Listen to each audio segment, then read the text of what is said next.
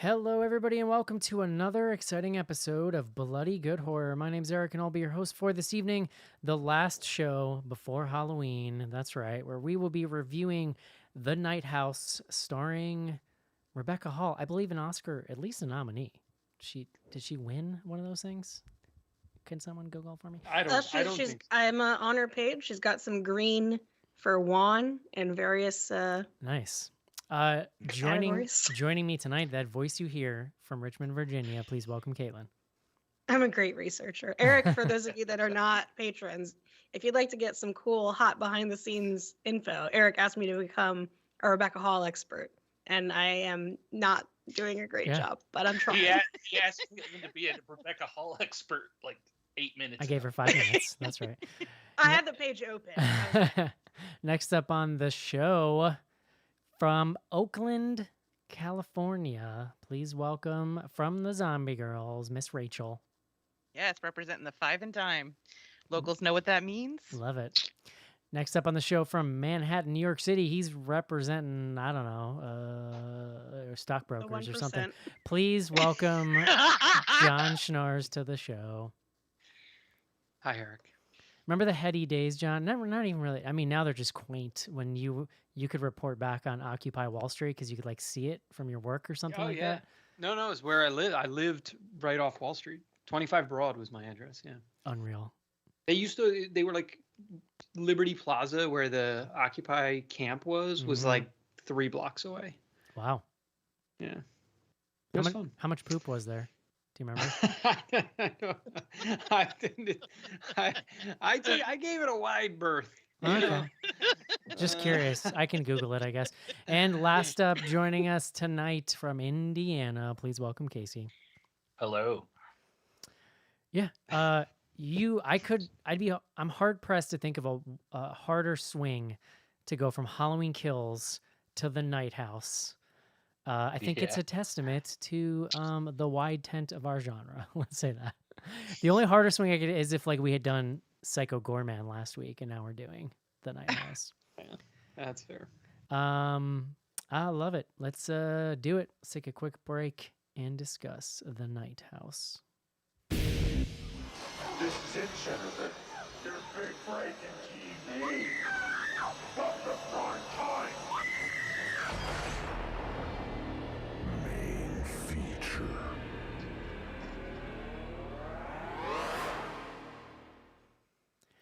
I think watching Rebecca Hall like full on Demi Moore in Ghost style pretend to touch a person who is not there is probably my nominee for most like, wow, I really respect people who have to be actors. That is not easy because she goes there. Hold on, her fingers were touching something. No, so there was some CG. It looked like, fingers getting pressed. I thought they gave her like a glass globe that she was just allowed to, work That's around. a whole I think scene. it was a real ghost. It could be. But They just had a ghost. Yeah, the ghost in the IMDb credits. So. Could have been. It's legit. it's really not that impressive. Mr. Take it all back. Mr. Actors. Schnars. What do they do? Give back the Oscar, Rebecca. John, we're going to talk later about the Halloween Zoomtacular meetup that happened this weekend. What did you do? You want to tell people what you dressed as? Well, so I dressed as something that was a little bit open for interpretation. My original idea was Axl Rose. But pretty immediately I was identified to, it was, what's his name? Bret Michaels, Rock of Love era Bret Michaels. Or who was the other one that people were? You got a lot of Kid Rocks. Kid Rock. Yeah. I feel like the glasses took it out of Kid Rock's character because he doesn't, I guess he wears sunglasses sometimes. He wears like some aviators. That's kind of what you had on, right? Yeah, I mean, more or less. Here's the funny thing is it's a look. You were like, lowballing expectation, like leading up, you were texting like, just so you guys know, I'm kind of like throwing a costume together. It was infinitely more recognizable as a costume than whatever you did last year when you kept standing up drunk and going, I'm this guy from Frozen. Like, look, I got a vest on. Like, Oh yeah, your whole family was Frozen. You killed it. Yeah, And we were all Frozen. You killed it, and then I could immediately look at you and go, that's a costume. So nice work, buddy. Just want to give you some props here. It's what I'm going to be wearing on Sunday as well. So, Well, the bar is like pretty low.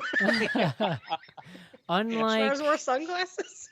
John, unlike Bret Michaels or especially Kid Rock, because I've heard him in a #1 hit song rhyme the word things with the word things.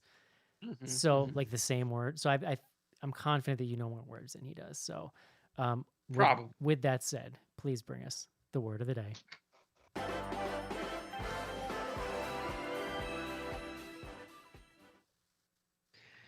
Eric, these days, I mean, we've done whatever 600 plus episodes. It's rare that I'm watching a movie and I go, "Oh yeah, there's the word. There it is." But that happened this time, which was exciting. The word is, now, can I pronounce it? Is a different question. I believe it's Kerdroya. Sure. Kerdroya. Does anyone want to offer a different Are you pronunciation? sure it's a hard A at the top? So it's CAERDROIA. Oh yeah, probably. So it's, I believe the AE is, you get that. It's like a weird Celtic thing you gotta do. A Kerdroya. So I'm reading from the Wikipedia. There's not like a, Webster's definition here. A Kerdroya is a Welsh turf maze, usually in the sevenfold Cretan labyrinth design. They were created by shepherds on hilltops and were apparently the setting for ritual dances, the nature of which has been lost. At the center of each Kerdroya was a small hillock, in Welsh, not going to pronounce that word, a gathering for folk dancing in Wales is still called so this other word is TWMPATH. TWM. Oh, you mean a tomb path? Yeah, I don't know. It is a typical labyrinth of Welsh, but there is a specimen in Italy, yada yada. So, Kerdroya. Cool. It's a labyrinth, but sort of a Welsh version of a labyrinth. I'm curious when we get to where that. Can you explain briefly what that has to do with the movie? So it's a little spoilery to get into it in much detail, but at one point, I think it's like sort of midway into the movie, maybe even in the first act, Rebecca Hall's character finds a book that's called Kerdroya, and it's literally like, and it starts unfolding, an exploration about the mystery for her of what her husband was up to. I'm curious when we get there to see like everyone's understanding of like the movie, because I cheated, and when they showed that book page with the highlighted passages, I paused and read everything I could see on screen, and so actually it was fairly clear by the time I got to the end, but. There's like 2 or 3 sentences. But I don't think they kept it up long enough to read all of it. That's the thing. Like, if you just read the highlight, there's some stuff missing. You definitely need to be paying attention at that exact point to like get kind of a lot of it. Yeah. Well, let's do it, buddy. Since you don't listen to the show, I'll let you know. Here's where the music's gonna play right here. Okay, cool. Please tell me about The Night House. Yeah, The Night House, starring Rebecca Hall. I mean, basically by herself for like 80% of this movie. There's a couple other characters. Sarah Goldberg, who anyone who watched, the only thing I knew her from was Barry, for people who watch Barry. She's kind of like the love interest in Barry. Same. It's weird. It's weird to see her be like 100% serious because of that show. Yeah, yeah. And then the neighbor, I like sort of recognized, but couldn't tell you where I recognize him from. Vondi Curtis Hall is his name. But this comes to us from a director, David Bruckner. And so I remember when we were talking about this movie, I had like looked him up and then like forgotten. But I got really excited when I was just researching this before the show. So I am actually a David Bruckner completist in that I've seen all 3 of his feature films. So 2007, he directs this movie called The Signal. Now, 2007, Eric, you will remember, very close to when we started this little podcast. We started at Halloween week 2007. So episode 17, I talk about The Signal. How do you know? Which I because I thought I had written a review for the website, so I was like, I ran a search on bloodygoodhorror.com, a little website. I did not write a review, but I did talk about it on episode 17 of the podcast. Damn, dude, that's fascinating. This was back when we used to have like multiple movies that we covered. We would just be like, "What did you see? What did you see?" Yeah, yeah, which is wild. I love that movie. Like, I still like fondly remember that movie from a long time ago. So he then also did a segment for VHS 1. He did a segment in that movie Southbound, which we covered, which is another one of these like anthology joints. Do you know which segment he did in VHS 1? he did one called Amateur Night, which That's the It's the- succubus. Yeah, Yeah. the I like Oh, you. That's how it Oh. Yeah. that's how it opens. It's real good. Yeah, it's a good one. Yeah, that is a good one. And then he most recently, before Night House, did The Ritual, which we also covered. The one about the guys who go on the hunting party and demon things happen, or like satanic demon things. I don't know what you. Demon things. Spoiler, I guess. And excitingly, he's directing, as Casey figured out, the Hellraiser reboot. Yeah, that is pretty So- exciting. Yeah. After seeing this, like, damn. After He's seeing this, I like can't. one of my new favorite directors. I'm Like, hard pressed. like, Yeah. I'm hard pressed to name somebody else I'd rather doing a Hellraiser reboot than Yeah. this guy. Yeah, I'm really curious about that Hellraiser reboot now. yeah. For sure. So the Night House. So Rebecca Hall plays, and I'm gonna just make sure I get every character. Beth. Beth's grieving the recent suicide of her husband, Owen. Yep. Yes. Yeah. Okay. Owen. I only Oh, remember yeah. that because she says his name like 400 times in the movie. She does. She does. She Well, even says he has a name at one Owen. point. Yes, we know. You Thanks, call Rebecca. him by his name. It is Owen. No. Thanks, Beth. So Beth she's a teacher. She's living. We were somewhat discussing in what I would refer to as upstate New York, and they have this like very lovely lake house. Owen was an architect, and so he designed and sort of like hand built a lot of this house. It's this like gorgeous house, great view, fairly secluded. But she works in town. She's like a teacher. It's funny because like the film opens and you get a lot of sort of like slice of her life. The school year has just ended, so she like sort of goes in to deal with sort of end of year stuff. But otherwise, the rest of the film, she's in her home. She's dealing with the fallout from losing a spouse, and specifically losing one to suicide by gun violence. She doesn't like the suicide was a big surprise in that like there was not any red flags for her. At one point, she tells one of the other characters that she was always the depressive one in the relationship, and he was sort of the buoy, that kind of kept them both afloat to a certain extent. And so a lot of the film begins to unfold around her not exploring explicitly, but starting to go through his stuff while drinking. She drinks a lot in this movie. Heroic levels of drinking, I would describe it as. Yeah. And as she starts going through his stuff, she starts to find little signs that there were things about him that she didn't know, that she didn't understand.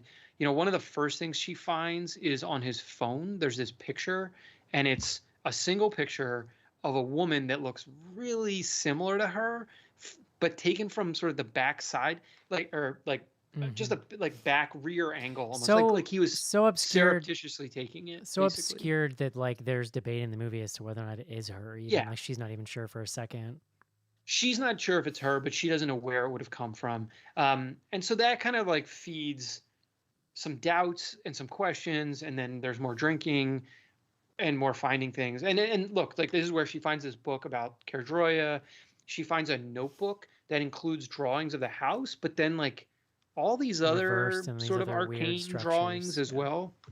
And yeah, I mean, so it in a lot of ways, like this is a movie that's not so different from, we've seen other movies like this that are sort of about people dealing with grief and sort of the horror of grief. But at the center of this, there is this question of like, what's going on with her husband? At the same time, lots of spooky shit is happening. And it's kind of normal haunted house spooky shit. Like she's laying in bed and there are knocks on the wall, or knocks on the door, and she gets up and she's sort of, maybe she's seeing things. There's a lot of like really cool camera tricks we can talk about that happen throughout the movie. Yeah. But a lot of that stuff is framed very much in she's drinking a lot and she's also really sad. And so there are a lot of times in this movie where you don't know if things are happening in reality, if they're happening in her mind, somewhere in between. She wakes up at several points, like on the floor of the bathroom, on the floor of like her husband's workroom and things like that. So that's kind of the setup. I think we should probably cut it and then come back and talk about, what's going on. Thank you, John. Hit me, Rachel. What'd you think? So, as a horror fan, I love to be scared, but as a lifelong horror fan, that just doesn't really happen anymore. I've watched hundreds of horror movies and I can be like creeped out, maybe a little disturbed, whatever. But I'm like chasing that dragon of being actually scared by a movie. That's a I know really you good know way. what I'm That's a talking really about. good way to put it. Yeah. And I was so surprised that this one actually scared me. This is the most a movie has scared me in a really long time. And I think we'll probably have some critiques when we get into this about like it gets a little loosey goosey at the end. But I don't know. This is the scariest movie I've seen in a really long time, and it's beautifully acted, and I think it has some really interesting things to say about mental health and grief. Which, yeah, it's probably it's easily one of my favorite movies of the year. So, yes, very much. And one of the things I like the most about it, coming off of Halloween Kills, which if the thesis is of that movie is "Bitch, it's not about you," this one is "Bitch, is about you." So, I like it. I'm grateful for that too. I like it. Caitlin. Yeah, I think this one will make my definitely top 5. I'm not sure where it's going to land yet, but this is a really good one. I started it a few days ago and I was not in a good headspace to watch it. I was like, oh no, I know what we're dealing with. I'm not today, and I had to start over. And I ended up, starting from the beginning and completing it. It's and tough to both it- recognize that and be able to take a step back and like reapproach something like that. I've been in that Yeah. situation. I mean, we've gotten a couple of those in the last, 5 years or so. Like, not every day is going to be a Hereditary day. Not every day is going to be a Night House day. Yeah. And yeah, when I was in the right headspace to watch it, it hit beautifully. It's a gorgeous movie. It's a really tough and interesting look at grief and depression, and it's really romantic in a dark, fucked up way. Yeah, I know. I agree. Which we can get into in spoilers. I agree. But Word. yeah, I liked it. Casey. I ended up loving this movie a lot, and I was surprised. I really didn't know anything coming into it.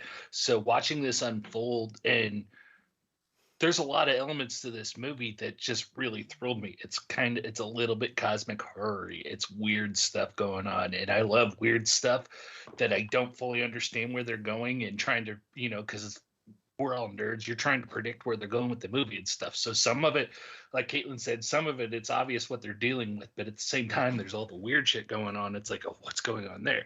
I love that part, and I ate it up. And like Rachel said, this movie actually creeped me out a few times too.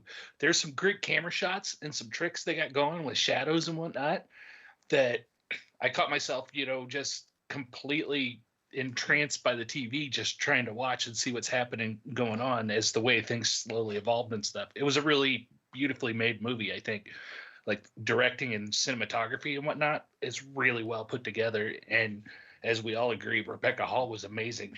She went on a roller coaster and we were right there with her the whole time. This movie's going to rank high for me this year. John. Yeah, I also love this movie. I feel like we're just going to be like raving about it. It's so well made. Like it's very gorgeously shot. I mean, everything that everyone said. The script is also, I think, really tight. Like it's a small cast. That's usually like a good sign when because that means they can. I don't know. Like, well, I mean, look, there's bad movies with a few actors in it, but like they had the confidence to make something where you just like let Rebecca Hall run wild here. And it's not carrying the movie, isn't what she does. Like she is the movie, But yeah, I'm very curious. Like, and we don't need to spoil it right away, but we should obviously get into it. Like the mental health stuff. Like the way this movie ends and like where it ultimately gets to, I'm like curious how it landed for people. Like it works. Like I think it like holds up and and that's one of the things I really liked about the movie. There's like an argument that it might even like undercut some of the mental health angle. Like we've seen other movies. So like I think about a movie like Our House, or is His House, Our House, His House, His House, Saint Maud, Censor. There's like a whole slew of them. Yeah. Well, Relic, like. and they all like ask this sort of similar versions of the same question where it's like, are we anthropomorphizing the grief? Are we like turning the grief into a monster?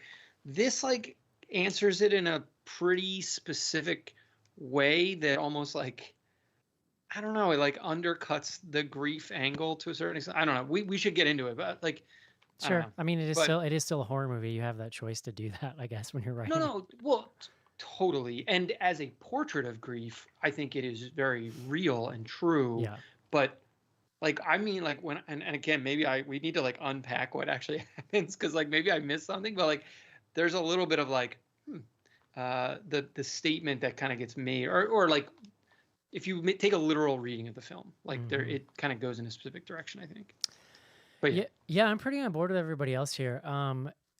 Rebecca Hall is fantastic in this movie. She's very it is definitely a portrait of grief. But what I would say is that it's not and it's interesting because Rachel describes it as scary, and I think you're right. But like, just so people understand, it's not some big loud in your face trying to be scary horror movie. It's not oppressively dour like an A24 movie, even though it's a sad movie that's about grief. I think Caitlin, you said it's kind of darkly romantic, and I think that nails it really well. It is a layered portrait of grief, and Rebecca Hall's vibe in this movie is what I would call like, she's grieving but like indignant, because she's like angry grieving in a angry, way like, that we don't see a because lot of she times. both feels lost and confused and also abandoned. But then as she starts to find out maybe she didn't really know her partner the way she thought that she did, that brings up all this other anger. There's just a lot of nuance in it. Like, she has this friend who clearly is the kind of person who's like not super comfortable in that space talking about grief, but Rebecca Hall is just angry and pissed and wanting to talk about it. And the funny thing is, that's some of the most horrifying stuff in the whole movie to me. Like, watching two people just not in the same plane, having to butt heads, and just she's like, well, she's coping with like really dark humor in a lot of scenes, and it's not landing with any of her that was gonna be my friends, point. Like, it's funny, like it's weirdly funny sometimes too, even in the dark moments where like she has her she finally confronts this other woman and is at the house, and she's literally just pouring like milk glass sized pours of whiskey or whatever the hell she has. What's she drinking? I think it was brandy. Some Brandy. some fancy thing. But it's like, just really sloppily. I mean, it's weird. It's interesting how much humor is kind of laced throughout it as well. Can I really quick, Eric, because you were talking about how scary. There are 2 jump scares in this movie that legitimately like scared the shit out of me. Yeah, like, they're not. And the cool thing is, though, they're also not overbearing in the sound department. It is much more about. It's much more about. I had headphones in and I was like, wow. But they're jump scares, but they're a little more subtle than your typical 2020 jump scare. The sound, 2021 jump scare. The sound design, well, they're not purely sound based. You know what I mean? Like, they're scary because of how the tension's built up, I think. And the sound design is killer. I'm particularly obsessed with the way they mixed the voice from the other side is real weird, especially if you have headphones on. It's like real discomforting. We should mention there's a scene where you straight up think there's about to be like ghost boning happening. It does not happen in this movie, but close. So Eric's close. So pissed off, just so angry. Yeah. No, I was like, whoa, okay. But it's really good. I think because the other thing is it's a slow burn, but not ever boring. Partially because I've seen movies that kind of dole out information this slowly that feel torturous and boring. Because as an audience, when they're not like. It's a real balancing act, and if you're not giving enough character stuff for people to dig into, you're just sitting there being like, "Oh my god, give me more plot."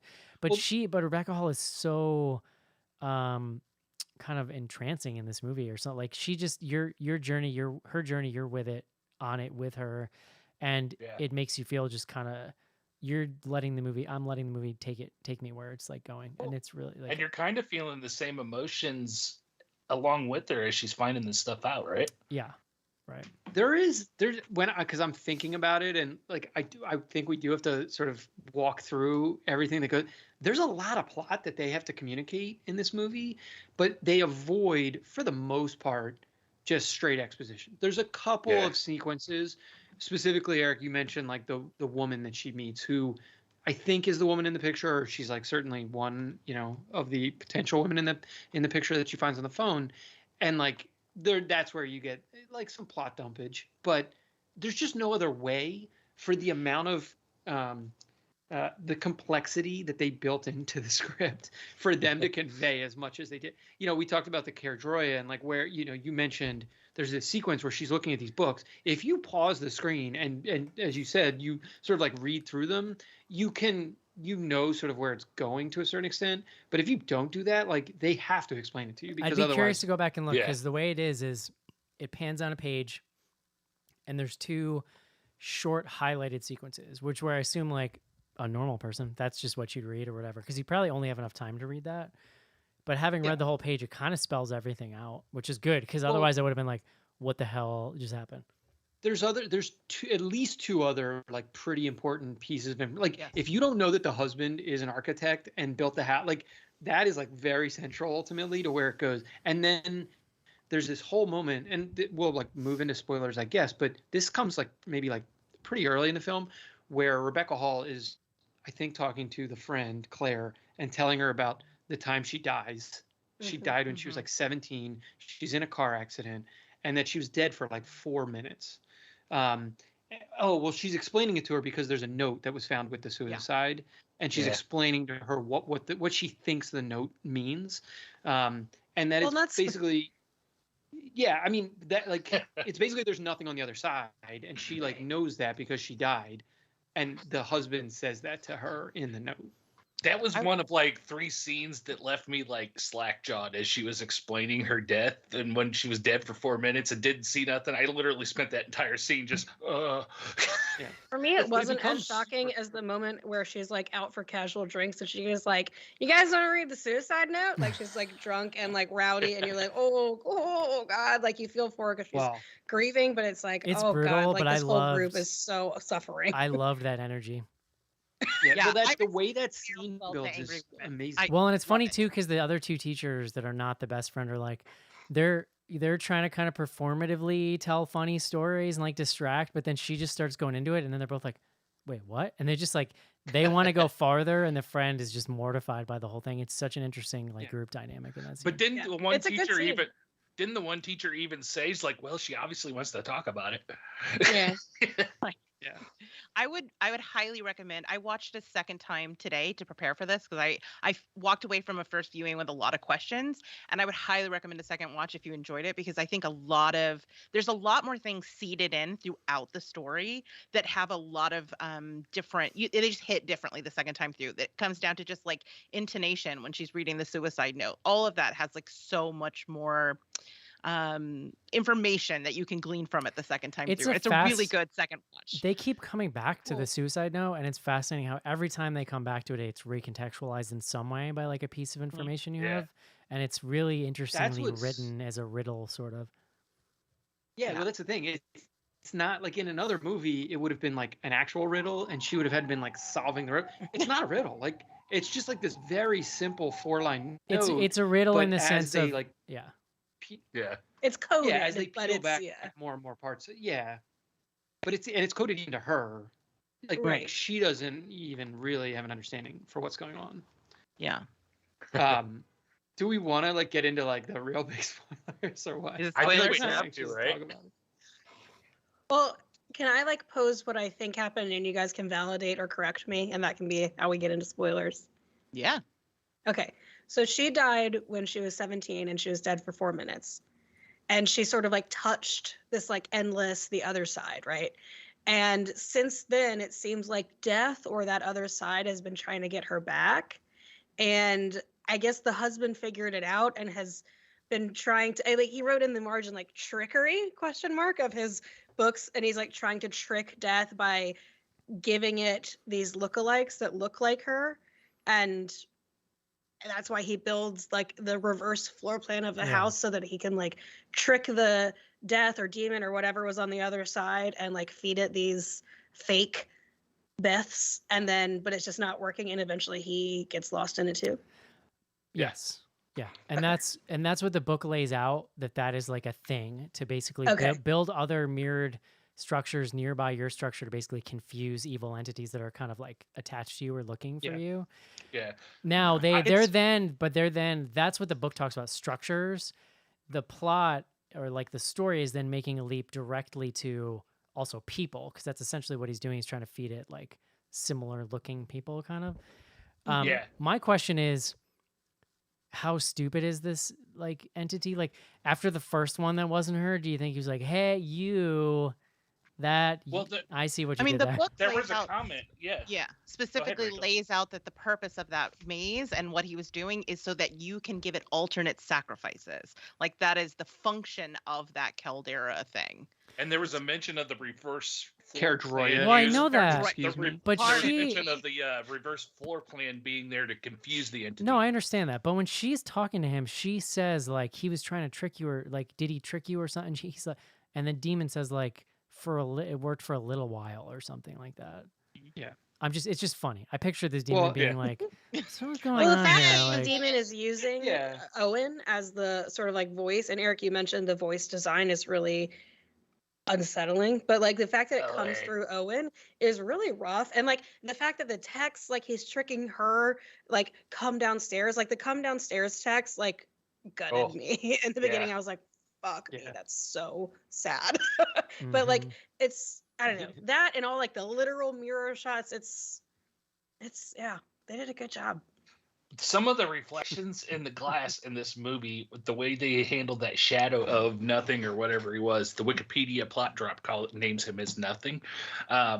Those shots were so good. There's that first shot early on when we first hear the knocking on the door and she runs downstairs. You already got tension because there's weird knocking in the middle of the night. We know she's alone. There's giant glass panes on the doors, so anything that's out there she has zero protection from. And then she kind of leaves that door in the back, and as you're freaking out saying, shut the damn door, lady, you can see that shadow form in there. And it wasn't like jump out and scare you for him. It kind of slowly resolved, and as all of a sudden you're like, oh shit. It For was me, perfect. the molding on that column when the face. Yeah. Because I mean, I see faces and things, and my nightmare is one day they're gonna turn and look back. Yeah. We've all had that, right? Like you're Yeah. like walking down the hallway in your house, Oh, and God. it's like, you know, you just see it's like a pile of clothes, and you're like, oh, what, is that like a fucking animal, or it's like in the dark. I loved that, like, he's an architect. The house takes on all of it, because like that thing with the column, right? Like that's just a trick shot. I mean, they probably did it in post, would be my guess. Like there was some stuff that went on there, but the way that shot resolves, and you know, the camera, I can't remember if there was like a change of field or what, but like when you see it and then it looks like the head's turning, I mean, it is really creepy. Yeah. So I thought I had last night while watching this, and I haven't read the entire book. Eric, I know you have in the past, and I don't know the rest of you. Did anybody else get like House of Leaves vibes from this? Mm-hmm. The director says he was partially inspired by that book. Yeah. Makes sense. Yep. You know the Mhm. weird, like it's a weird kind of like line I drew, but it sort of reminds me of like a modern update on a lot of the themes in like the Changeling. Mhm. Because the Changeling is a good example of a similar vibe where it's about being scared, but it's also you're being sort of frightened by someone that you have lost. And so there's also this angle of longing and like grief and all, like, I don't know, Yeah. something reminded me of the Changeling in this thing. Well, it's also like she's calling out, and it's one of those things that we get in a lot of horror movies, like with Ouija boards or with even in Hereditary. Like you're calling to, you know, your loved one, but it's not them that's answering. And it's sort of like with the Ouija Yeah. board, you're trying to contact somebody, but it might not be them that's answering. And that's so gutting in a movie about grief, especially where there's like just so much emotion, and it's also really fucking She scary. wants it so badly. Yeah. She calls out to She's him several she times. wants it so badly. Yeah.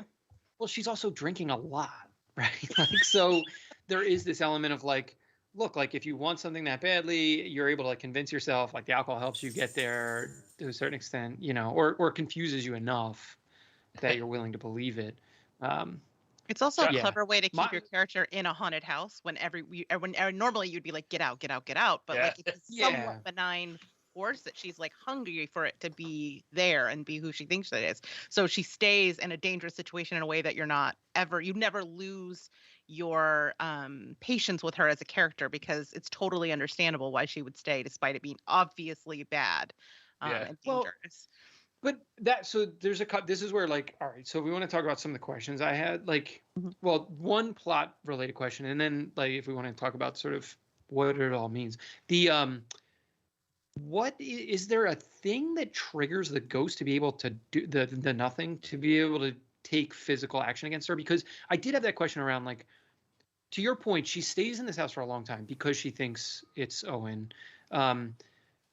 Maybe the angle is like the ghost is like gonna, well, where the film actually goes is she like, there is a question of like, is she gonna kill herself or not? But the ghost is also able to like physically attack her, or maybe that's happening in a dream, like that. It's hard to say.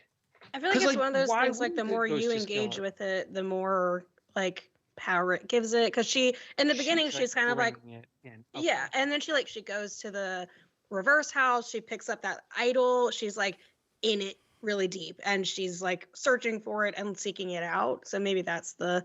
I love that. That works for Yeah. me.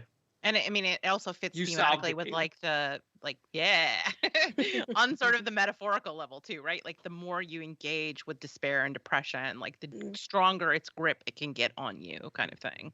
Yeah.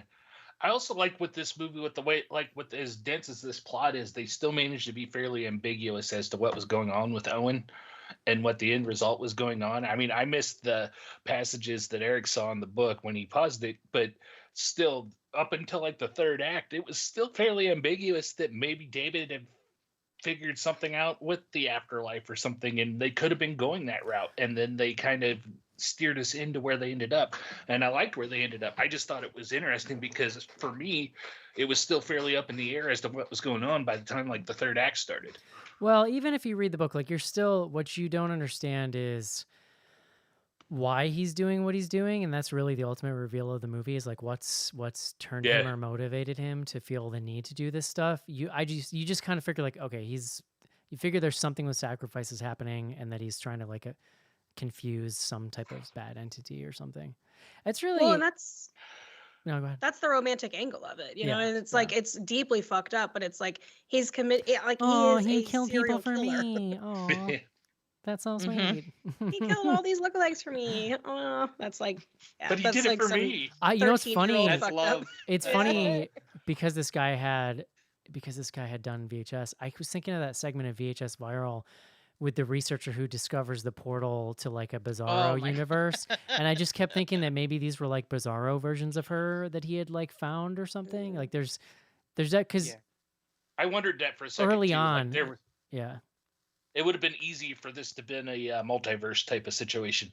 I like I how like that they were like, oh, brown hair girl 1, brown hair girl 2. I love how casually the neighbor's like, after like he kind of gets called out for not really being honest with her, he's like, yeah, well, I did see him in the woods a couple times, like by himself at night. Yeah. First In of the all, middle of the night. doesn't explain why he's in the woods in the middle of the night at all. But Well, I was very curious if the neighbor was going to turn out to be evil, because he's also like pretty aggressive with her, Mhm. Yeah. like emotionally. So, like, now the neighbor He's very and she have like a paternalistic. pretty, Yeah.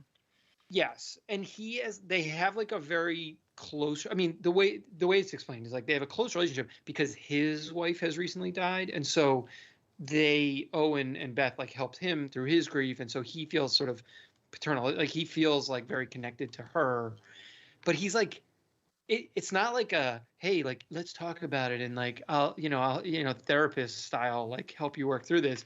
He's like, you need to stop what you are Yeah. doing. You're like, whoa, like, no, you're not hold good. on. I don't think you should do that. Yeah. He was just very aggressive, and so then it was like, is he trying to cover up? Did he? I don't think he knew about the murders. Like, I don't know, but like there was questions. It like raised questions of like, is he part of this broader Owen conspiracy that we were like uncovering? He was Yeah. he and also the Mel, I think Mel was her friend's name, characters I thought were Claire? really Claire, really Yeah. smart ways this movie kind of subverted your expectations, because I too, when he was in the woods, I was like, oh no, he's in on it, or we're gonna find out like Owen the ghost is here to protect her from him, or some, I mean, like that in a Yeah. lesser film, that would be the twist, right? Yeah. Between him and her not being nice because she genuinely loves her, not because she's afraid she's gonna find out. I also thought maybe she was gonna like having an affair with the husband. Again, Same. that would I be a thought twist. because she in was a like, "Why lesser are you looking film. through his phone?" I was like, "You're on there. Yeah. I know you're on Yeah. there." I I- did Right. think for a minute. I But loved. those twists served that like larger theory about the thing that pulls you back from the brink is being like connected to other people. Mhm. And like if you think about how she was behaving when we're not through her perspective, like he probably is seeing really dangerous behaviors from her, and so he's probably being, yes, paternalistic, but And it the comes same from a thing place with of being Claire. like, you're behaving very destructively. Yeah. And I think everyone in her life is having that same response. Like everyone that cares is like, holy shit, she's coming apart. Right. Because Claire was an interesting counterpoint to her Mhm. throughout this movie, just because of the states where they're both. I think you're exactly right. I think we were getting the reactions from them seeing them, because Claire was just as the exact same way. She's like, "You're not well, and I'm really worried. You need to get out of There's there." something funny about that actress. Yeah. Like she's so good on Barry, the best Yes. friend. But it's like there's something about her delivery. She always seems a little confused. It's like something about the way she, like her. I think it's her, the way she like knits her eyebrows. 'Cause Yeah, she's like like, her concern also looks like confusion, which works perfectly for her Barry character. But it's like real weird Yeah. here. I will say her voice is the one that kind of not even snaps Beth out of it, but her voice is the one Beth hears when she's sort of like caught between dimensions at the end when she's on the Mhm. boat and we're wondering if she's gonna, shoot herself or not. And that scene was really impactful. Like I could feel myself like it was Oh. really emotional because like she hears it, and Eric, we texted a little about like it's a little silly when she like swims over and like pulls her into the water, but at the swims same time it's over. like that's the shock she might have needed, and I Yeah. did like Yeah. it was an impactful scene, like her hearing the voice like outside of the realm where she's caught. It was nice. I And was it was like, oh, that's a good friend. I was pretty into the ending, how the story kind of wraps up, like all that stuff. I was texting you guys. It was funny because the friend comes out. She's sort of out in the boat that her husband had killed herself in, and she's got the gun, and like she is also like in a trance. She's in kind of this other plane, but the friend can see her because it's really happening. So the friend swims out, gets up to her, just straight up clotheslines her out of the boat into the water. I'm like, that's real She bold. Jason's her. Like, Yeah. Jason, yeah. I understand you're trying to stop her, but it just looked really funny. I'm like, man, she's really confident in her like lifeguarding abilities. So this is a full grown ass woman that you just now are responsible for, Who is catatonic? who's catatonic, who you now have to get to shore, Yeah, yeah. which is funny. She does swim. Like she like coaches her to swim herself. There's a version of this movie that I It was would have like, been funny if not she sure- did that I and she wasn't just sure- sank to the bottom, and then it was like, ooh, okay, I guess the movie's over. Well, like before you get Claire running down, because like where the movie ends up is like pretty happy place. Like it's like, but I felt like within 5 minutes of the ending, I was like, man, this could go like they could go full dark here and just like if Yeah. she doesn't make it out, like because the movie is, I mean, we've talked about it, we've hit on a lot of it, but like ultimately, like it's tough. Like it's like there's a dark version of this movie where Rebecca Yeah. Hall's character is like that's the end. You know, I You mean, just hear like a gunshot in the background and it fades to black. Well, we do get Yeah. sort of like the figure of nothing in the boat as like Yeah. one of the last scenes, but we also the question kind of remains like I'm pretty sure death or nothing or whatever it is going to continue to come for her, just like she's going to continue to struggle with depression. Like it's not going anywhere. Yeah. It's always going to be there, and it's Yeah. going to be something that she battles throughout her life. Yeah. So this is a good tee up because here's my question. Not my question. If I were to like give you the thing that bothers me the most about the movie, which is not very much, like, but if you read the movie as a movie about her depression, which is like I think like an appropriate reading, it's weird that like the most awful stuff that happens, and it happens like before the movie starts really, but it's like it's actually the husband, right? So then there's like this argument of like, oh well, maybe this is like also a story about how like people who are in relationships with depressed people, like it's infectious, like they can be infected, like, but like he also like murders a shitload of people. Like, Well, that's it's why- not yeah. just about him struggling with darkness. It's funny It's how like quickly that's he just like becomes a serial killer. it's cool. Yeah. I guess I think read that's it fair. more in the sense that like she's struggling with darkness, but I didn't take it that he was struggling with anything besides trying to protect her from her own shit, you know. Yeah, but I mean, But he that ultimately same commits diluted suicide. view Like, is Yeah. probably like an unrealistic view of the world that he had, that he was doing this to save her, right? He did murder What people, you would though. typically think. He did. Yeah, this is right? where it got a little messy for me, where I was like excited to see what you guys thought, because I feel Yeah. like it's working on these 3 levels. And then at this point, there is a little, because there's literal behaviors that are happening, that it Yeah. kind of messes with what's happening on a metaphorical Well, the level. movie certainly Yeah. wants Yes, the movie's yes, you just crystallized what I was trying The to mo- say. Thank you, Rachel. the movie Yeah. certainly wants you to then flip to that more romantic, not mean romantic's a strong word, but kind of like, or sweet, or like whatever, like he wasn't cheating on me, he was just killing people to save my life. But they definitely want some kind of good feelings there, and they sort of do that by you never hear anything about any of the victims or like their families, or like families are probably looking for these chicks. Like, are we just not gonna Yeah. talk about that? Well, it's like, Clock God, hiding she's her gonna house. spill the beans. Like, oh, he killed a whole bunch of people. I Sorry, your legacy's all fucked now. I think but- that the movie does handle it probably as gracefully as you could, trying to thread the needle that Yeah. they're, Oh, trying definitely. to thread, for sure. No, and that's Yeah. what, like, the script. Sorry, Casey. It was like it's really neat. Like they really do get it as close as as possible for Yeah. something that is pretty complicated and as Rachel said, like super layered and trying to deal across some of these different layers. That whole final scene in the boat, though, as we see the 2 different moons coming from the 2 different planes and stuff like that, that was another moment in this movie. I was kind of went slack-jawed. It's such an emotional scene in this movie, watching her struggle with that decision at the end, and you can feel like a physical relief as you see her start to change her mind, and then Claire Yes. comes and pulls her out of the boat. You're like physically relieved, like, oh, thank God. I would But have I a feel like- very different opinion of this movie if it had ended with her shooting Yeah. herself. I'd be Yeah. pretty bummed. There's a It would have been moment. like The Mist. There's right? a moment, yeah. Well, I thought of The Mist, and there's a moment like they let it linger, and you're just sitting there as the audience, and you're like, "What are they doing next? Like, where are we going with this?" You know, it's Yeah. pretty. I mean, But I think those they stakes set are it up to where appropriate. they set it up to where Yeah. you could see it going Yeah. either way, and it's like But Yeah. like, it makes that part like- tense. I am someone that struggles with really severe depression, and it does feel like when you're in it sometimes, and it's like it's daytime outside, everyone else can see it, You and you're just- just like, yeah. I'm in the boat. Like I know you're out there, I get it, but like I can't get out of this like double plane shit right now. Mhm. So like, I mean, I thought it was really effective, and I mean, Yeah. and that's why it was so impactful. Like when she finally like can hear Claire's voice, you know. But Yeah. but I do think that my read on the end was like she can still see the nothing, Yeah. sorta, and like she is gonna have to continue to deal with this and continue. Like I imagine deal with the repercussions of her husband's murder spree. Well, yeah, I like- flipped it back. Yeah, we found all these Awkward. dead bodies that look just like you. I rewound because Got any answers for us here, Beth? I couldn't hear what the neighbor said. Was he saying there's nothing there or there's something there? Like I couldn't hear what he said. Nothing. Nothing. And 'Cause so he's it's like looking- that double meaning, right? Like he sees nothing and she sees nothing, capital N. But Yeah, he's she's like, like, "There's nothing there," or he's like, "There's nothing there," and she's like, "I know." And it I was like, just "That's weirdly. silly," It but was yeah. a little confusing because he looks, and it's like an acting thing, but I swear he looks like he's seeing something in that scene. Maybe that's part Yeah. of. I think it's because she was staring so intently, Yeah. and he's like, "There's nothing there." Now, do you think there's any chance, story-wise, that this stuff with her husband didn't happen and this was all effects of her depression, maybe? Just curious, because we don't... He's definitely dead. Like that. Like if you get to that point, No, I know then you're he's like, dead. the whole movie didn't happen. You know. He's No, And I he- know he's dead. definitely- I'm He's saying definitely her dead. depression- And he Yeah. did try to choke that lady who is a real lady in real life. So That's like true. that suggests that Oh. probably this is real.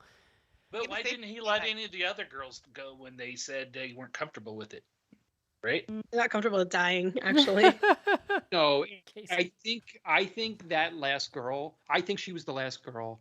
He let her go, and then he killed himself. That makes sense. He's like, "Can I just do this, please?" So his reading of it must have been that like the only way, because like again, now we come back to the note, and like the note implies that he believed that he was the threat to his wife, and that like his sort of like ruse with the nothing had run out, and so it was like he had to kill her or he had to kill himself. What the husband's like misunderstanding is like the ghost isn't gonna, the nothing isn't gonna stop just because he's dead. You Yeah, know, he doesn't but care that's what the about Owen. husband. He hasn't seen Final Destination. I He will doesn't say- know. I will say what the thing that this movie does that I commend it for, because it's difficult for me, is that it made me not only interested in, but like looking forward to I don't know, we need like a good funny name for these scenes, but the scenes in basically the ghost scenes in every ghost movie, meaning like Yeah. you go to bed and then you wake up and you're like, oh, everything's weird. I'm going to get up and walk around the house. In a normal rote ghost movie, I am like, oh God, just wake up. I'm so done with this bullshit. Like there's going to be a noise and Yeah. the door is going to open. Like, but they're so well done and they are trickling out information in such an interesting way that every one of these is great. And it really ramps up to the big reveal where she really sees all this stuff and talks with the spirit and like they're Yeah. so well done. It's really Some the of way those- and the way she goes in some and of out of those- it. It's just really it's all Yeah. shot really well.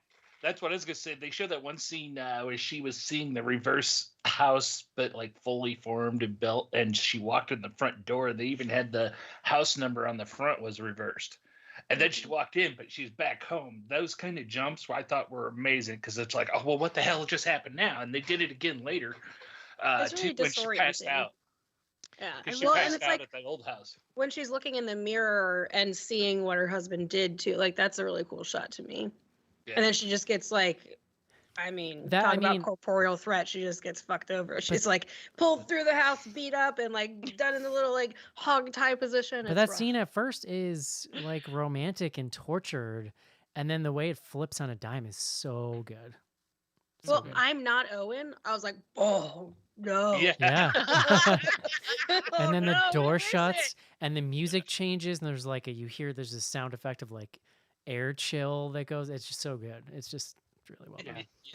This thing is great. It's kind of a sleeper. It's like not, I mean, I've definitely heard people saying this is good, but I feel like this thing needs to be like shouted from the rooftop. It was in theaters. There were definitely people on Slack who were like, "Oh, I got to see this in theaters and it was great." You know, like there was a little Yeah. bit of chatter. But you're right. Yeah, I think it's on the people aren't festival talking about it as much as they should be. Yeah. Yeah. It's just Spring not getting Hills, out there. doing all the air. All right, folks. The Night House. Would you recommend it, Rachel? Absolutely. I think this is elevated horror for people who hate the term elevated horror. It's a real interesting blend of that while still using like genre conventions and It's stuff. horror with yeah. a capital Yeah. H. It just happens to talk about the same things that like Yeah. Ari Aster is. It's Yeah. right. It's aspirational, but it's not abandoning what makes a horror movie a horror movie. Yeah. Mhm. Caitlin, Yeah, definitely. Casey, Yeah, I loved it. John, Yes. same. 5 thumbs up. From the BGH crew, let's take a quick break and do some fan mail. Ever wonder why kids get blamed for everything just because their parents can't explain it? Hey, I didn't do anything. You did, mister. The reason's right under your bed. Hey, bud, the name's Maurice, and I'll catch you later. What goes on down there is every kid's fantasy. It's magic. Think of it, right? No teachers, no rules, no homework. And the best part is, you don't see any parents telling the kids what they can't eat. We're the reason kids get locked in their rooms. We're the reason brothers hate their sisters. We're also the reason that parents send their kids back to camp. Little Monster. Fred Savage. Howie Mandel. They act up when the sun goes down.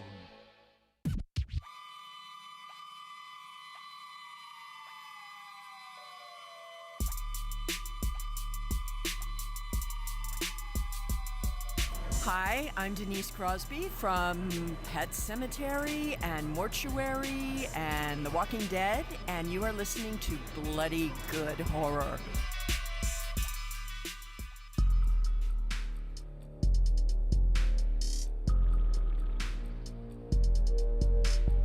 Send feedback to info@bloodygoodhorror.com or on Twitter using hashtag AskBGH. Join Patreon to get back episodes and much more. Patreon.com/bloodygoodhorror.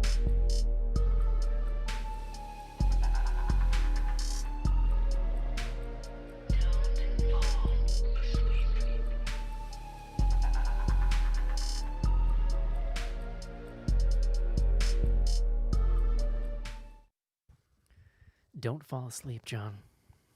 It's no good. Sleeping bad. You know when I slept really well? Definitely don't. You know what night I slept really well, John? After the Halloween Zoom-tacular that we did. We You were on the gummy train? What train were you on? There was some seltzer. You weren't pounding some too other many things. drinks. No, it was Oh, all right. you know, not an alcohol one though, John. They make different kinds too. Yeah, okay.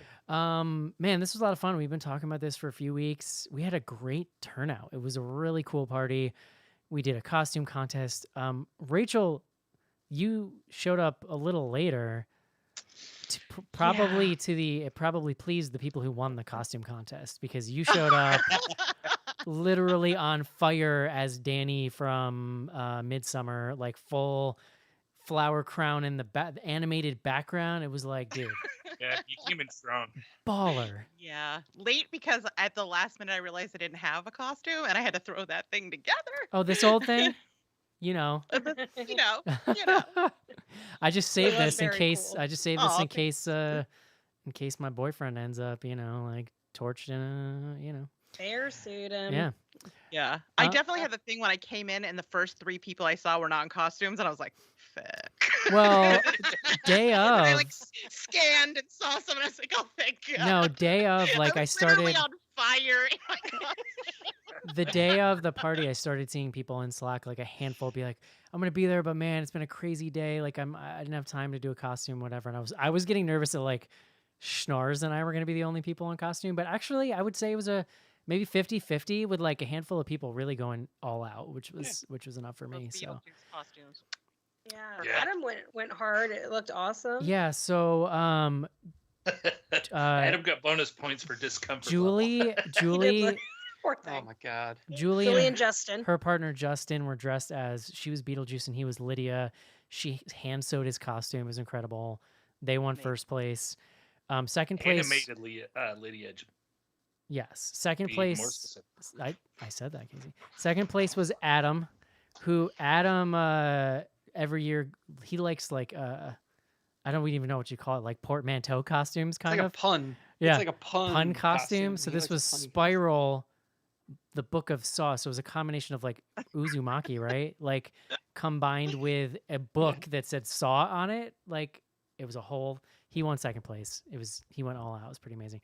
And third place was Whitney, long time, dressed as Leech Woman from the Puppet Master series, complete with a gelatin leech that she made. And then on command would The like leech. turn her video off, get ready, turn it back on, and then slowly leech vomit out for people. So that was pretty fun. And she got retweeted by Darcy for that from the last drive-in. So that was pretty cool. So we did the party, and then we did trivia. We gave out all the door prizes, which Caitlin, you and I have to powwow on that about shipping that stuff out and stuff. But it was really cool. Like in a last year was the height of like pandemic. Accurate. Last year was the height of, I think I just coined a thing, of pandemic craziness on Slack, and we had a big turnout. It was just an insane party. So I wasn't sure what this year was going to be like because Slack is just different in general. But we had a really awesome turnout, including a bunch of people that like don't necessarily hang out on Slack and didn't attend last year, and that was really cool. Really cool to see. It was a fun times. And Schnars dressed up. What more can you ask for? I was dressed And as... I wasn't blacked out for like, 50% of the time. John, That I was had a the good one time. disappointment. John, what did Only you... 15%. John, what did you For think... The rest of you. Schnars, what did you think about my wig for my quarantine Schnars costume? It was solid. You brought it. I like that you did wig, but you also remembered the backwards hat because Well- that's, I think, what gets you to full puddle of mud Status. status. Yeah. And I made my yeah, background with the Puddle of Mud logo on it and a giant crab because you live in Maryland, Maryland. If you would trim down to dirt stash from your your beard is just way too full and healthy for me. Well, I know. You're I never gonna be a listen, true I Schnars wasn't going to impersonator. sacrifice it for one night and then just the next day just look like you. Commit to the bit, Eric. yeah, I It couldn't did do look nice on you. I was like, oh, the golden locks, they did look nice, Eric. Thank you. Yeah. The best part, though, is Rachel shows up with her animated GIF in the background with the flames and everything in her midsummer costume, and I heard Eric mumble in the background, "Oh, I could have made my crab move." Dude, I've seen Host. I don't know why an animated background didn't occur to me. Like I work in video. I could have done something cool. I could have had an animated beach scene behind me. It could have been a whole thing. Yeah, that was very inspired, Rachel. At one point, so I was at my parents over the weekend, so I was doing it from there. And at one point, like my mom came upstairs to ask me something. I had no idea what was going on. I just looked over, and I'm in this wig Are you with this having Duke hat fun with on, your and friends? she just started laughing and just walked away. Doing your podcast stuff, I mean, Eric. she knows to some extent at some point. Oh, God bless. Man, but it was awesome. Thank you. Huge thanks to everybody who came out and everybody who's supporting us on Patreon and stuff. Along those lines, John, you and I have been powwowing about doing some Patreon refresh stuff, and there was a thing that we stumbled upon that we actually realized we're going to execute fairly quick on this. So right now, if you join, I believe is it the Brood level? Is that Any one of our level. levels? No, the Any classics. level. For right now. Oh yeah, That's future state. Yeah, that's We're talking current. So you would get you get a Google Drive folder with every episode in it. What we decided is we're basically, so there's also a Patreon podcast feed. People may or may not know about this. It's kind of dead at the moment. It used to house spinoffs when those were happening more regularly. So what we decided is we're gonna basically they're still in there, by the way. If you if could you add that feed, you can like Yes. grab some. You of could those go old listen to spin-offs. Eric shows. You could go listen to all the Sophisticated Cinema episodes. There's lots of great stuff in there. It just hasn't been posted in a while. We're actually going to turn this into a weekly, basically rotating classics feed. So I think we're going to try it. We're aiming for Monday, December 1st to launch this. These episodes will be posted every Monday. They're going to be classic episodes from the same week in a different random year of our lifespan. And it'll be just like another podcast feed with old BGH coming in every week. So, Yeah.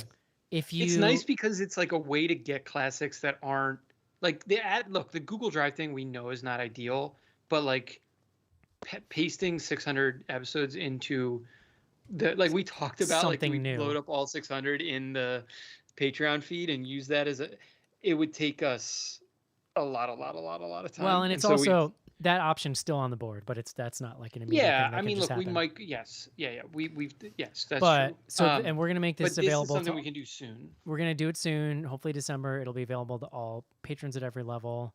It'll just be another way to get some classic BGH.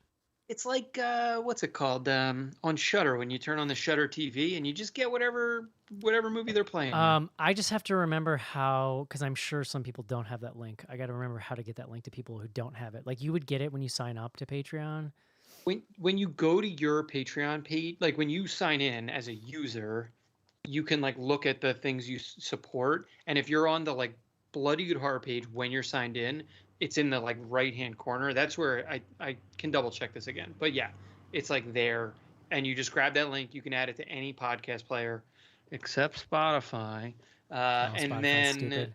But yeah, like I have it. I use Pocket Casts, and then I just have another feed in there that brings the stuff in. So I should probably upload. Truly anything but Spotify. I should update the I old. use Spotify. So.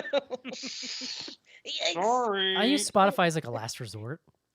Well, you can also play them. Sorry, you can play them in the Patreon app too. Like whatever, if you're a Spotify user, like that's true. You can just stream right from the Patreon app as well. So that'll be cool. That is an upcoming thing. Also, Patreon note: since I've been messaging patrons about this. If you're at the Candyman level, all of those T-shirts have gone out officially, except one. Mr. Chris, who lives in Canada, Patreon or TeePublic will not accept his postal code. I don't know. You Canadians with your postal codes with spaces in them, I don't know what to do with this. I managed Australia fine, John, but Canada will not cooperate. But everybody else is shipped, including there were a few people who filled out the form and then lapsed their membership. I shipped out to everybody, so you're all getting your shirts. So we're doing a solid, and And I'm also we're currently looking into doing a Patreon exclusive shirt for Candyman level patrons first quarter. I've been talking to some artists about it, so get excited for that too. And Casey's we're gonna be doing some stickers probably, I think. Yeah. Fun stuff. So there's Patreon stuff. info@bloodygoodhorror.com. Caitlin and Kissimmee And the Munsters remake. Did you see this, John? Do you know, John, that Rob Zombie's remaking the Munsters? This came up at some point, and I think we covered blocked it out. my feeling on this is that I don't really care about the Munsters, so I consider this a safe thing for him to ruin. So like, I hope this project takes him 10 years. So there's like no chance he's doing anything else. They're gonna be like redneck monsters or something. Like, I don't know. Do we know anything about it? Hellbilly? Yeah, we've seen the costume pictures, and so far they're doing all right. The only thing I'll say, the costumes look great. The only thing I'll say I'm into so far is Daniel Roebuck as Grandpa Munster. Yeah.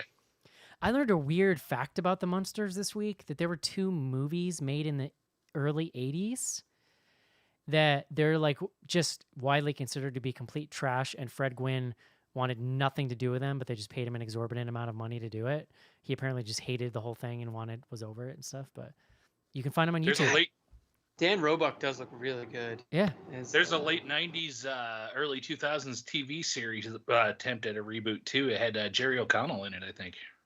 Oh, God. Yeah. I do remember that, dude. Yes. Yes, there is. It was Mockingbird Lane, though. They changed the name. I remember that. Was it CW or something? Right. Mockingbird Lane 1000% sounds like it was on the CW. I'm just going to guess. That's what it was. And that one had Eddie Izzard, I think, as Grandpa, which, is inspired, I guess. Eddie Izzard's pretty kooky. I like the guy, so. I had a catatonic Zombie moment. It's right now continuing on my drive up to Pittsburgh for BGH friend Mary's wedding. I was like toggling back and forth between Dragula and Baby Shark. Like, I don't know, there's something wrong with my brain. I was like, I fully went to the further. Yeah, you were off the deep end. Yeah, it was a good time for me. Yikes. More emails from Caitlin and Kissimmee next up. Episodes 57 to 67. She's doing like a re-listen, John. I don't know if you remember that, but so that's a 10-episode arc. The one time Paul Blart Mall Cop was on the top 10 box office for 10 straight weeks. Nice. I love it. I do miss Box Office Report. I mean, it's like not a thing anymore, obviously. Especially now. Yeah, especially now. I thought we were living in the worst timeline now. I know. And then I've watched Paul Blart Mall Cop, and it's not great. She it's fine. One more email. We're kind of cheating. I know we stopped doing classics, but I'm kind of enjoying following Caitlin on her journey here. Episode 60, discussing the Friday the 13th remake about to come out. Eric says, quote, Jason X exists. This remake will at least be as enjoyable. Why do people get so mad? Episode 62 on the Friday the 13th remake. Eric, everyone is mad. I mean, look, you can play that game 1,000 times during the history of this podcast. Like, there's never, but yeah. That's a good one. And I never learned my lesson. Like, what was that movie a couple weeks ago that the week before I was like, I can confidently say I know exactly what this movie is, and I had no idea what that movie was. Yeah. I'm going to look it up. Caitlin, that's it for emails, info@bloodygoodhorror.com. Sorry, I'm trying to... Malignant. I said I know exactly what Malignant's going to be. Guess what? No, I didn't. Caitlin, let's look at my top 10 list here before we get to Twitter. Yeah, I've got it up. I knew we would be touching This is probably the first legit tough game time decision of the year here. So can you give me the whole list? And I need to figure out, this movie's definitely going on there. Psycho Gorman finally coming I don't know. Don't get my hopes up, Schnars. Because here's the thing. This movie's definitely going on, and I think Halloween Kills is going on, but I got to hear what's on this list first. Yeah, I'm interested. Okay, number 1, you have Promising Young Woman. Number 2, you have Candyman. 3, The Green Knight. 4, Fear Street. 5, Forever Purge. 6, Werewolves Within. 7, Malignant. 8, Boys from County Hell. 9, Psycho Gorman. And 10 is Old. What the fuck? Okay, I'm going to make another request, Caitlin, that at this point in the year, when I bump things, can you just put them off the thing but leave them on the page? Oh, I've been doing that for the last 3 movies. You are way ahead. You are the I got best. you, buddy. Can you one more time? Because I just entered I just entered a You got to fugue. remember, Caitlin's our productivity beaver, so she's got to handle it. I just entered a full-on fugue state while you were giving me that list. Could you give me 5 to 10 again? Because that sounded crazy to me. 5 to 10. Yeah, 5 is Forever Purge, 6 Werewolves Within, 7 Malignant, 8 Boys from County Hell, 9 Psycho Gorman, and 10 Old. I think Boys from County Hell has to go. I did really Like dig bumped down or just out? Kick It. I did dig that movie, but it's already at the point where I could tell you nothing about it, so that's probably a bad sign, or that I'm addled. But I got to kick something else, right? You know, If you want to put listen, Halloween Kills and listen. Night House in there. So first of all, what I would do is I would put this above Candyman. Let's do that first. Okay. At number 2. For Night House. Yeah. Here's my deal with Psycho Gorman. I hated that little girl character. It was written so annoyingly. It is such an original movie. Like when I talk about thinking about, I don't remember anything from Boys from County Hell, but I sure as hell remember that goddamn brain from Psycho Gorman. Like I'm never going to forget that. So how do you rank that? You know what I mean? Like that's important to me, John. You got to keep it in for the hunky boys. Originality here. Man, and I I liked, do remember You know what? more out of Psycho Gorman. Well, Eric, than we've got I some good remember. ones. I mean, we have Last Night in Soho, we have Antlers, Lamb, Titan. I mean, you're going to have hard decisions to know. make. I'm going to boot Old as well, and let's put Halloween Kills at 10. Okay. Because I've watched it 3 times. Like it sucks, and I love it, and I hate myself for it. I feel good that it's getting bumped by the end of the year. Some of these movies. Psycho getting Gorman. started. No, but I will be so relieved. I know. Yeah, it could get bumped. That's true. Yeah, it could.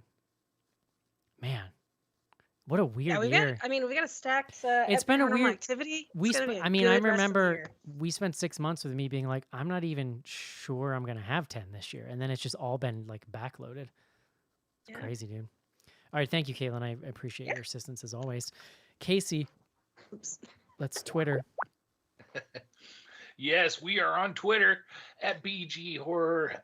Give us a shout with the hashtag AskBGH. Ask us questions. We'll answer them as best as we can. First up, friend we haven't heard from for a while, Alex Jones. Have any of you caught the Day of the Dead series on Sci-Fi? It's surprisingly much better than you would expect from Sci-Fi.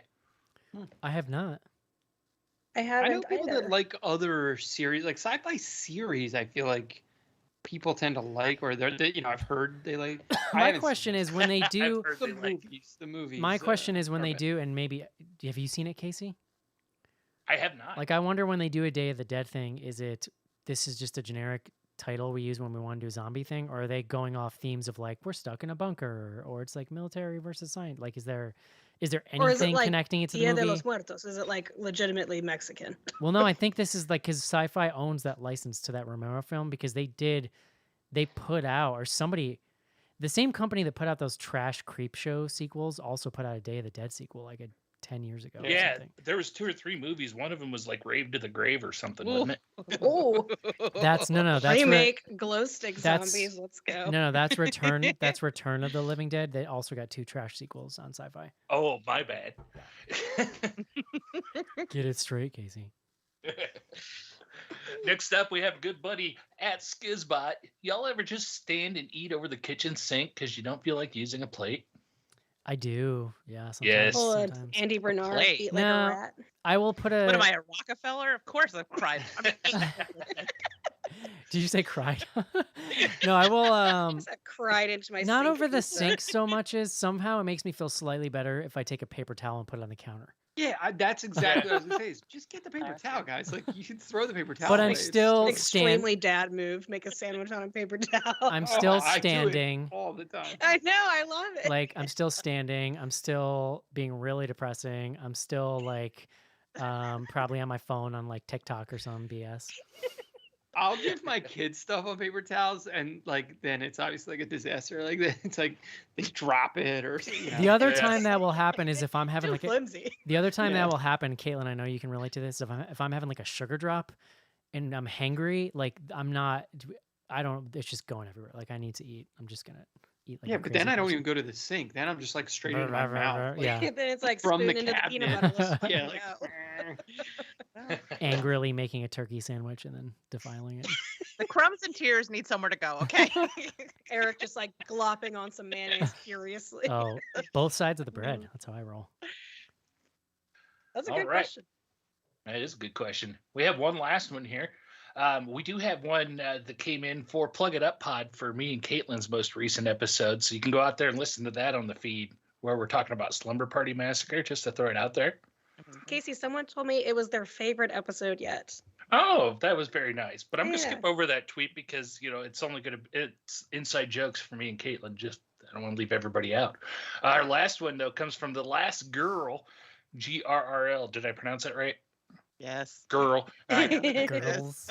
If you had to choose between a blind date with a carny or a war criminal, why would you choose Vladimir Putin?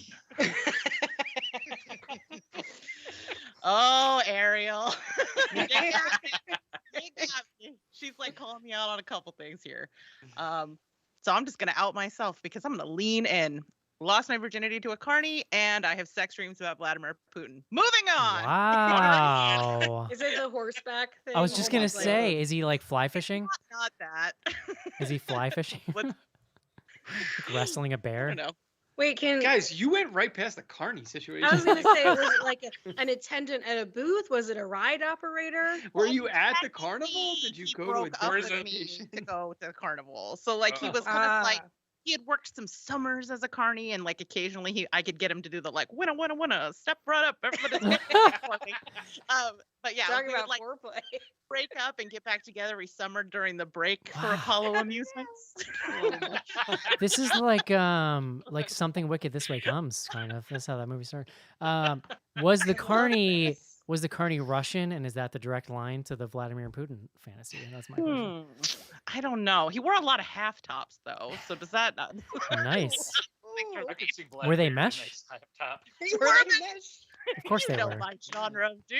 Good job. Of course they were. Why are you gonna wear half crop top if it's not gonna be mesh? I don't know. What's the point? Good. I love all of that. Thank you, Rachel, for sharing. Was his hair longer or shorter than Schnarz's hair? So it was the 90s, so it was like shaved on the side and really long on top. Yeah, it was. Schnarz, you said you wanted to get a haircut. I mean, Nice. Good ideas. Some good ideas some here. photos for you as inspo if you'd like. I'll start a Pinterest. All right. All right. Okay, Dated in the 90s. Go ahead, Casey. That's it for tweets, Eric and gang. So, but before I cut over, I'm going to give kudos to Ariel for her Twitter style shenanigans. That's twice. She's doing good. I'm impressed. Love it. oh yeah, Ariel. Okay. I remembered Question Tuesday on Tuesday morning this week, so I'm feeling pretty good about myself. Let's see. First up, this guy's Fromage in his name, Casey. He's stealing your swag here. Are you all Uh-oh. excited for the Korean Gore Fest, The Sadness? Unfamiliar. Haven't heard of I it. saw people talking about this on Slack, and I didn't know it was a gore fest, but there was like whenever people start talking about a movie where I'm like, maybe I'm gonna see this, I like immediately try to tune out. But yeah, that's all. I think know. I've had enough sadness this week in movies after Night House.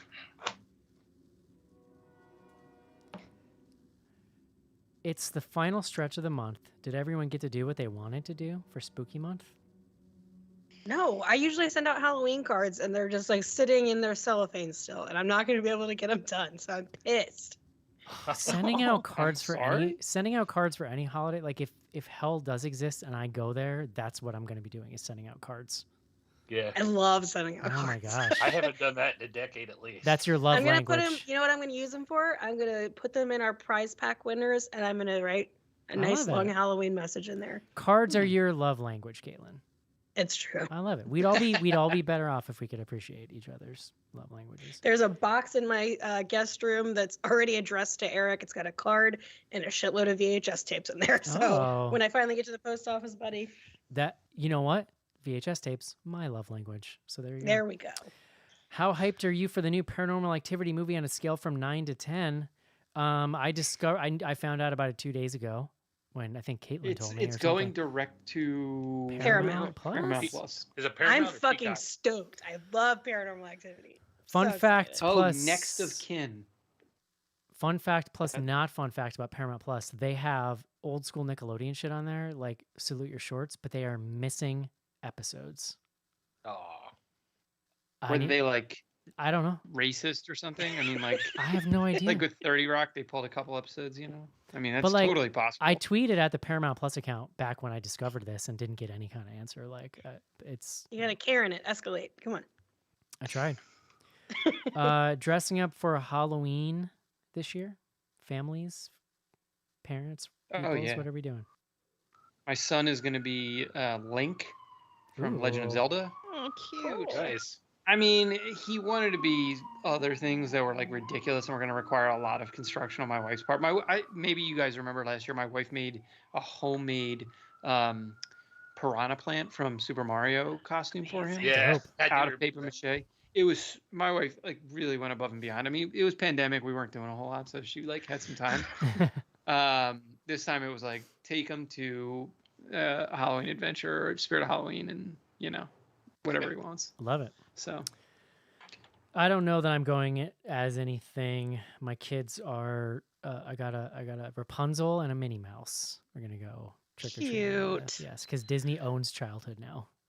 Yeah, they own everything. My It's girls crazy. are both going to be butterflies. So nice. Cute. That's cute. What do you hope the next trend in horror will be? My response was everything streaming day of. Yeah. It's funny. I thought. Yeah. It's funny. I thought I'd be. Eric's talking specs. I thought I'd be really excited to go back to the theater, and I did it twice. And I'm like, nah, I'm good. I think I'm over it. Yep. I think I could never go back. I again read and on be okay. Slack that both Jody and Skylar had like DoorDash theater popcorn to their house, and I was like, that's some next level stuff. Yeah, I that like could it. be dangerous if they did that here. I love it. It's gonna be all in my couch cushions. I can't wait. Did you know that there's a thing in some areas where major chains have operate under different names on stuff like DoorDash to try to make themselves sound more like boutique-y places? You mean like Pasquale's Pizza, aka Chuck E. Cheese? Yes. Yeah. Yeah, for that exact thing. Yeah, to try to sell more food. Isn't that insane? I love it. I think it's great. Fascinating. I like the ones that you find too that have weird, obscure names, and you look at the map and it looks like it's in somebody's kitchen in their house. That I don't know if you noticed that there. That might just be Indiana, Casey. It could be. A friend of mine got scammed. Like her DoorDasher was like, "Hey, this doesn't exist. This restaurant is fake." They got your like 15 bucks. Sorry. How does that happen? yeah, that's wild. That's crazy. You'd think the app would like shut that down pretty. She was like, "This is like my third order from this place. You just got scammed." quick. I've only done it once or twice. It's a little feels a little indulgent, honestly. Like I can get in a car and go drive. I do like a good site where I can just order ahead of time without talking to a human, though. I'm pretty into that. I love DoorDash. It's like all I do. In New York, yeah, we do. It's like we use Seamless. I think we probably have Seamless. DoorDash. It's Grubhub. It's the same thing. Yeah, Seamless yeah, and yeah, Grubhub, yeah. Any app questions you have about food delivery? Send them my way. Did you slack on decorating for spooky season like I did this year? I'm semi spooky in this house all year round, so like Yeah. the amount that I would need basically it's just like I always have orange lights up and around my computer area, and that's where I spend most of my time. So that's kind of all I need. My 5-year-old threw like not a huge temper tantrum, but like a medium, because I told her we weren't going to really decorate anymore. She's been like doing all these like drawing pumpkins and like cutting them out and like wanting us to put, and she like asked for a spider web, and I was like, look, Halloween is next weekend. I'm not buying a spider web. And she went off. Like I was just like, I mean, God, maybe aren't she'll you be on a horror podcast. she'll be a spooky kid. They can't listen. These kids cannot watch any. We showed them. Oh my God, we showed them some movie that was not scary, and they were acting like it was, you know, The Night House or something. It was ridiculous. Yeah, I know. My 5-year-old John is hates his normie ass kids.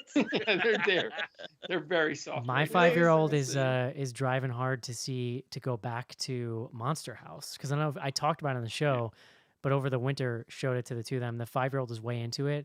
The at the time 2-year-old was like, "Why are we watching this?" So we stopped. You know what we watched? We were watching Coco, which, by the way, my kids have seen multiple times, but we're acting like they were scared out of their minds this time. I don't know. They're They're in very the spirit of the season.